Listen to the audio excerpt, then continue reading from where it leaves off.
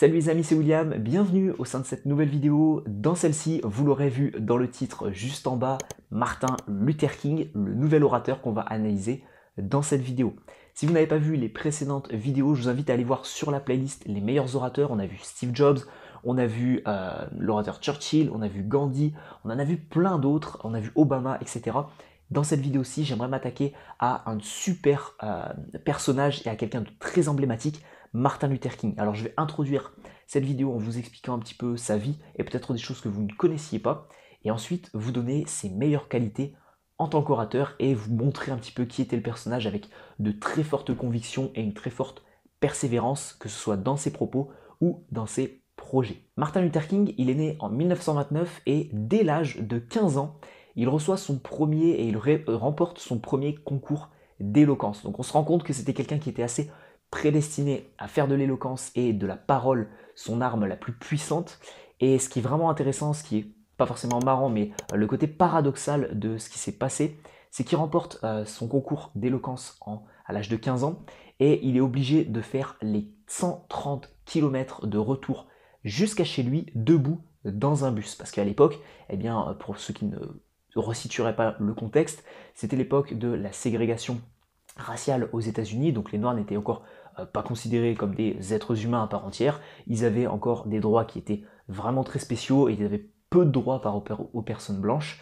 Et ce qui s'est passé, c'est qu'il a dû faire les 130 km de retour jusqu'à chez lui, de là où il était pour avoir gagné son prix d'éloquence, jusqu'à chez lui, donc en debout au sein d'un bus. Et c'est assez marquant parce que justement, c'est quelqu'un qui après s'est battu pour les droits des personnes noires aux États-Unis, donc c'est un petit peu le paradoxe de cette réussite. Ensuite, à l'âge de 36 ans, il remporte le prix Nobel de la paix, justement lié à tous les événements qu'on va voir un petit peu dans cette vidéo et lié à ses compétences d'orateur. Et malheureusement, il finit assassiné seulement à l'âge de 39 ans, bien évidemment pour ses opinions politiques et son grand combat qu'il a mené pour l'État des États-Unis et tout simplement les États-Unis et les personnes noires aux États-Unis. Donc maintenant, on va voir un petit peu quelles sont ses compétences d'orateur et pourquoi c'est une personnalité qui est vraiment très inspirante et l'un des meilleurs orateurs au monde. Alors si vous n'aviez qu'une seule chose à retenir de cette vidéo, c'est bien évidemment que Martin Luther King égale conviction plus passion. Vous ajoutez de la conviction plus de la passion et vous obtenez le grand orateur Martin Luther King. C'est quelqu'un qui était vraiment passionné par son combat pour la lutte sur les différences entre les personnes noires et les personnes blanches. C'est quelqu'un qui avait de très fortes convictions, qui avait vraiment ce projet de vie et qui s'accrochait à tout ça. Et c'est ce qui en a fait sa compétence principale de grand orateur, c'est que c'était quelqu'un qui avait cette forte envie de réussir et cette forte envie de changer les choses. Donc ce soit d'un côté les convictions pour changer les choses, etc., mais que ce soit aussi le côté passion, le côté envie, parce que bien évidemment c'était aussi quelqu'un de noir, donc c'était quelqu'un qui était très bien placé pour parler de ce sujet-là. Je pense que si ça aurait été quelqu'un de blanc, bah, bien évidemment, il y a eu Lincoln qui a aboli l'esclavage quelques années auparavant, donc bien évidemment c'était assez intéressant et il y avait une forte conviction de la part de Lincoln, mais Martin Luther King c'était vraiment quelqu'un qui parlait par passion et qui avait vraiment ce désir de changer les choses parce qu'il en était lui-même victime. Donc si vous n'avez qu'une chose à retenir de ce personnage et de ses compétences d'orateur, c'est conviction plus passion égale Martin Luther King. Ça se voyait aussi bien dans sa démarche, la manière dont il marchait, la manière dont il se tenait à l'oral, toujours droit, la manière dont il parlait, la manière dont il formulait ses discours, la manière dont il arrivait à articuler les mots entre eux. On sentait vraiment qu'il y avait cette envie, cette conviction et cette envie et cette conviction qui est créée par cette profonde passion de changer les choses. Il a fait de sa vie un vrai combat et c'est ce qui montre vraiment sa force de conviction. Ensuite, la deuxième qualité de Martin Luther King qui était vraiment très intéressante, c'est qu'il se considérait un petit peu comme un messie. Un messie qui avait vraiment pour objectif de vie et pour de projet et pour vraiment objectif de vie tout simplement, il a passé sa vie entière, il est mort assassiné à cause de ça, ou pour ça dépendra de comment vous voyez la chose, et c'était vraiment quelqu'un qui avait ce domaine un petit peu spirituel. Il faisait beaucoup de petites références à Dieu, etc., à sa religion, sans forcément que ça prenne le pas sur son discours et que ça en devienne un discours religieux. Donc que vous ayez telle ou telle religion, son discours était vraiment très inspirant et c'était vraiment une certaine mission de vie qu'il devait accomplir. Donc je vais vous citer juste un tout petit passage qu'il avait expliqué lors d'un de ses plus grands discours. c'est qu'il avait toujours cette volonté de s'améliorer et il disait lui-même, si vous balayez par exemple les rues de votre ville et que c'est votre métier, eh bien faites en sorte que les vivants actuels, que ceux qui ne sont pas encore nés et que ceux qui sont déjà morts ne fassent pas mieux votre métier que vous et que vous soyez vraiment le meilleur dans votre domaine en question. Donc quel que soit votre métier, que vous soyez ingénieur, que vous soyez chercheur, que vous soyez employé municipal, quel que soit votre métier, il n'y a pas de métier meilleur que d'autres, mais faites en sorte vous-même d'être le meilleur dans votre métier, que ce soit les personnes qui sont déjà décédées et qui avaient le même métier que vous, que ce soit les personnes qui sont actuellement vivantes et qui font le même métier que vous, ou que ce soit les personnes qui ne sont pas encore nées, faites en sorte d'être le meilleur dans votre domaine et dans votre métier en question. Donc c'est assez intéressant et il avait vraiment cette dimension un petit peu spirituelle avec beaucoup de références à la religion, etc., etc., etc. Et cette volonté de s'améliorer en continu tout au long de sa vie et de répandre la gratitude autour de lui.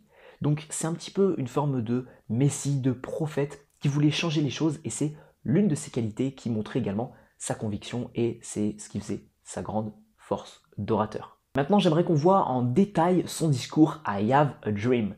Bien évidemment, vous retrouverez ce discours soit en version originale, donc en anglais, soit vous pourrez même le retrouver en français, vous tapez ça sur YouTube et je vous invite vraiment à aller voir ce discours. Je ne vous mettrai pas de passage dans cette vidéo-ci parce que je vais vous faire une analyse concrète. Son discours, il est organisé en 3 temps différents et en 3 axes différents. Et c'est quelque chose de très simple parce que c'est quelque chose qui est chronologique. Dans un premier temps, il va parler des atrocités et des différences entre les personnes blanches et les personnes noires aux États-Unis.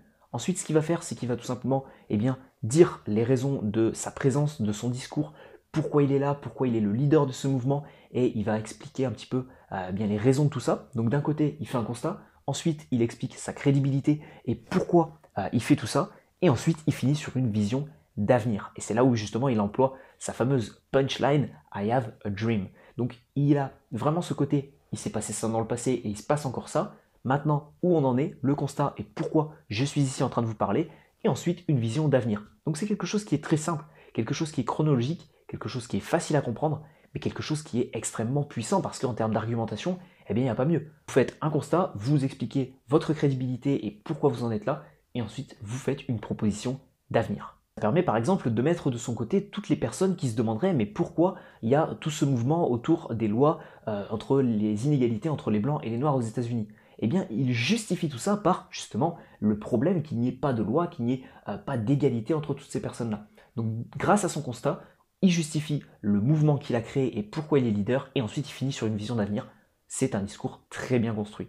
Toujours pour rester dans cette dynamique de logique et d'un discours qui est vraiment bien ficelé et qui est facile de compréhension, le lieu, bien évidemment, le lieu, il le prononce à Washington, le même endroit où tout simplement Lincoln avait avant aboli l'esclavage. Et c'était, je pense, le premier pas vers l'égalité entre les personnes blanches et les personnes noires aux États-Unis. Donc c'est pas anodin le lieu qu'il choisit pour prononcer son fameux discours I Have a Dream. Maintenant parlons un petit peu plus de tout ce qui va être langage verbal et body language. Concrètement dans son discours, ce qui est maîtrisé, c'est qu'il s'implique personnellement. Comme je vous l'ai dit, c'est quelqu'un qui du coup avait vraiment cette passion parce qu'il était impliqué directement dans son combat, vu que lui-même c'était quelqu'un qui était noir. Donc c'est vraiment intéressant parce qu'il s'implique directement. Quand il dit I have a dream, c'est pas les personnes noires ont un rêve, non, c'est nous avons un rêve tous ensemble. Et tout au long de son discours, il va utiliser le je, le nous, pour s'inclure au sein de son discours et au sein, tout simplement, de ses convictions personnelles. Donc c'est ça qui est vraiment très intéressant au niveau de son langage verbal. Et en plus de ça, il y a également la puissance des silences. C'est quelqu'un qui va parler, qui va s'arrêter, et qui va recommencer. Les temps de pause sont extrêmement bien maîtrisés et son packaging de communication verbale et même non verbale est extrêmement efficace. Il va dire « j'ai un rêve » et ensuite il va enchaîner.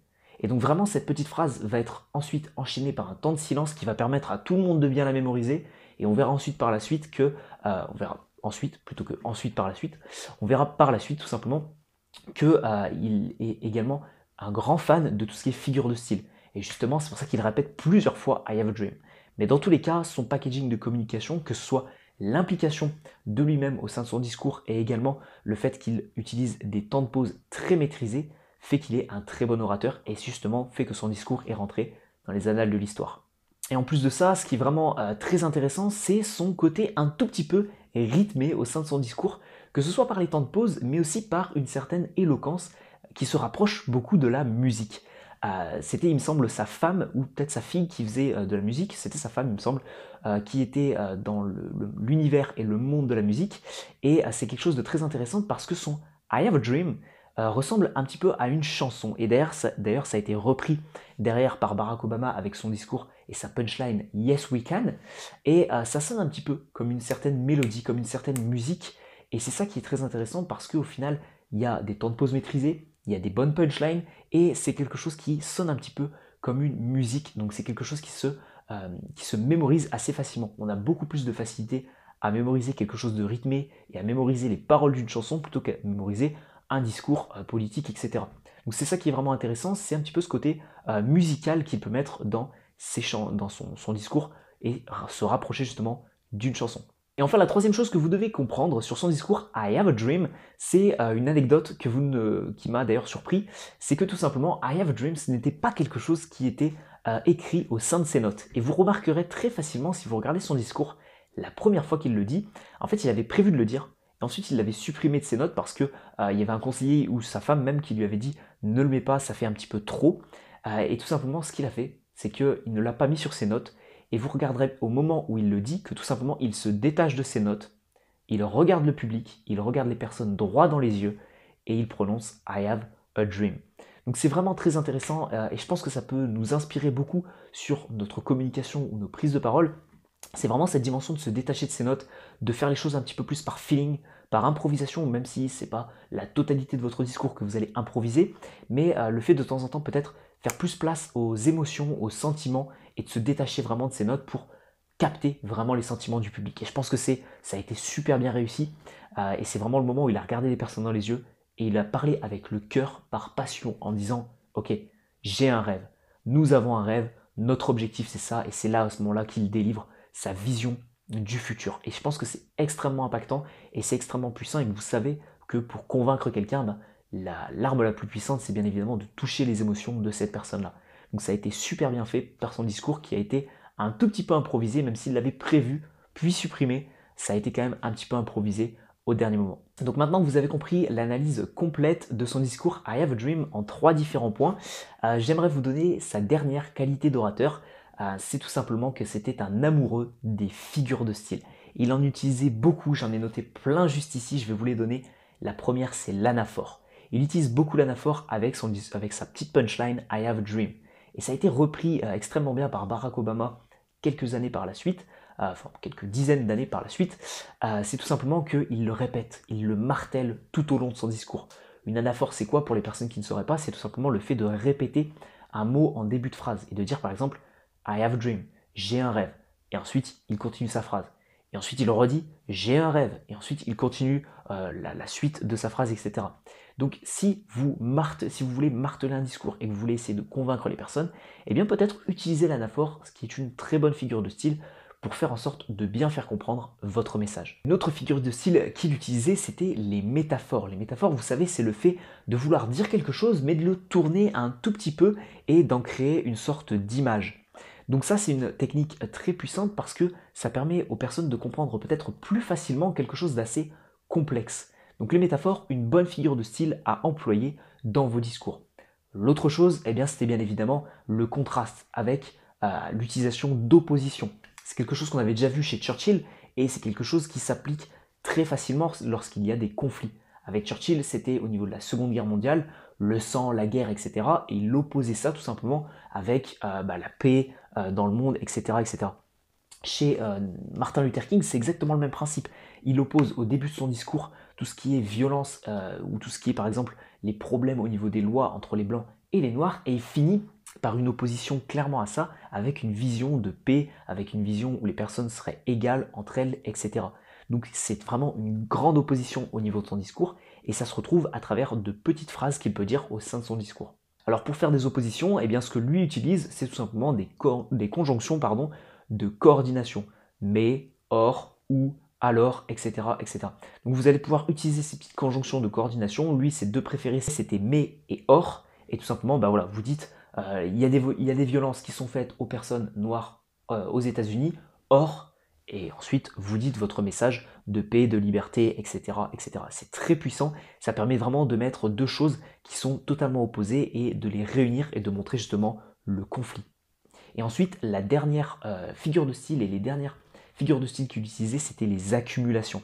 Et on avait ça aussi chez Churchill en temps de guerre, et bien c'est tout simplement le fait d'insister vraiment, par exemple sur les horreurs qui sont faites aux personnes noires aux États-Unis, ou alors d'accumuler sur la vision positive et de dire par exemple qu'il y aura la paix, les gens seront heureux, on sera égaux, etc., etc. Juste avec par exemple 3 mots, paix, égal endroit et le fait d'être heureux, vous mettez ces 3 mots-là les uns à la suite des autres et ça permet de faire une accumulation et de vraiment permettre aux personnes de comprendre facilement votre message. Donc ce que lui, il utilisait, c'était le fait que par exemple les Noirs restaient enchaînés, entravés par la ségrégation. Donc là, on a enchaîné, entravé et ségrégation, qui sont 3 termes négatifs, qui sont 3 termes un petit peu dans le domaine de l'horreur fait aux personnes noires aux États-Unis. Et donc c'est à ce moment-là où il crée de très bonnes accumulations et c'est des figures de style qu'il adorait utiliser. Donc voilà, nous arrivons au terme de cette vidéo. J'espère que vous aurez pris plaisir à comprendre quelles sont les compétences d'orateur de Martin Luther King. Ce que je vous invite à faire maintenant, c'est de vraiment aller voir son discours I Have a Dream qui est très inspirant. Si vous voulez progresser en anglais, vous le regardez en anglais, avec ou sans sous-titres. Et si vous ne voulez pas progresser en anglais, vous avez vraiment du mal avec l'anglais, regardez-le en français. Dans tous les cas, j'espère que vous avez pris plaisir à regarder cette vidéo et à peut-être créer votre propre personnalité d'orateur grâce à ses compétences à lui et à ses qualités et à ses secrets d'orateur.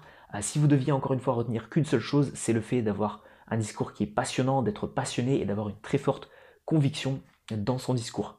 Si vous cherchez aussi d'autres techniques pour améliorer votre communication, vos prises de parole, vos discours, parce que vous souhaitez tout simplement vous améliorer dans ce domaine-là et avoir une meilleure aisance relationnelle, cliquez juste ici sur la petite miniature de la formation prise de parole en public que j'ai créée spécialement et qui est totalement offerte pour vous. Vous avez également un lien dans la description de cette vidéo, le premier lien. Ce lien vous permet tout simplement d'accéder à cette formation. Vous cliquez sur le lien, vous rentrez votre email sur la page de mon site et je vous envoie cette formation gratuitement. Cette formation se compose de 5 vidéos. On parle aisance relationnelle, on parle enjeu d'une prise de parole, on parle création d'un discours, on parle devenir un orateur authentique, comment faire, on parle de devenir plus convaincant à l'oral et de rythmer ses prises de parole. Donc je pense que si vous vous intéressez aux meilleurs orateurs du monde, c'est que vous souhaitez également devenir un bon orateur. Donc suivez cette formation. On se retrouve tout de suite sur la formation ou pour une prochaine vidéo des meilleurs orateurs. C'était William. Ciao ciao les amis.